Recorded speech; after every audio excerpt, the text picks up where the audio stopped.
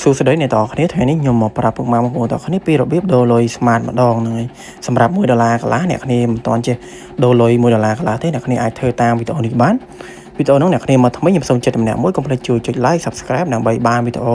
របៀបថ្មីពីខ្ញុំមុនគេឥឡូវនេះអ្នកគ្នាចូលមកកាន់ទូរស័ព្ទដើម្បីដូរលុយ Smart ដែរអ្នកគ្នាហ្នឹងហើយមកដល់នឹងភ្លាមអ្នកគ្នាធ្វើការបញ្ចូលកាត Smart $1កន្លះសិនមកពេលអ្នកគ្នាមានលុយ$1កន្លះហើយអ្នកគ្នាធ្វើការដូរលុយតាមខ្ញុំមកអ្នកគ្នានឹងឲ្យដំបូងយើងចុចផ្កាយចុច17ចុចលេខ10ហើយអ្នកគ្នាចុចផ្កាយមួយទៀតចុច150ហើយអ្នកគ្នាចុចផ្កាយមួយទៀតចុចលេខ1ហើយចុចធំឈូសបញ្ជូនទៅអ្នកគ្នានឹងទទួលបាន 15G ទេបាន100នាទី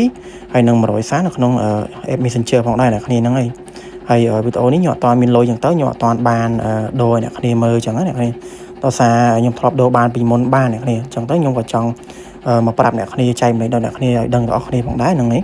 ពេលអ្នកគ្នាដូរឲ្យភ្លាមអ្នកគ្នានឹងទទួលបានសារមួយពីក្រុមហ៊ុន Smart អ្នកគ្នាចូលទៅកាន់ App Messenger ទៅអ្នកគ្នាចូលទៅកាន់សារមានឈ្មោះថា Smart អ្នកគ្នានឹងឃើញលុយអ្នកគ្នានឹងសុពលភាពអ្នកគ្នាតាមហ្នឹងហើយវីដេអូហ្នឹងបើសិនជាអ្នកគ្នាឆ្ងល់អីអាចសួរខ្ញុំតាមហ្នឹងបានហ្នឹងហើយវីដេអូខ្ញុំក៏មានតែប៉ុណ្្នឹងផងដែរហ្នឹងហើយចាំជួបគ្នានៅវីដេអូរបៀបផ្សេងៗទៀតទេគ្នាហ្នឹងហើយបាយបាយ